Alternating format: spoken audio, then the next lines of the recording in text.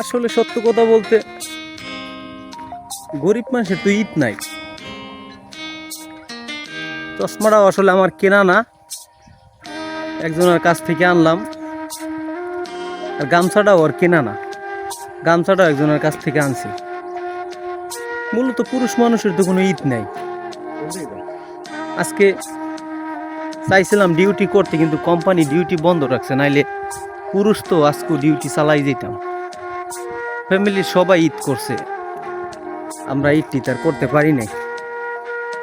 ঈদের রুচি নাই, কারণ একজনে বলছিল যখন আপনার নতুন জামা পরার ইচ্ছে হবে না তখন আপনি মনে করবেন আপনি বড় হয়ে গেছেন।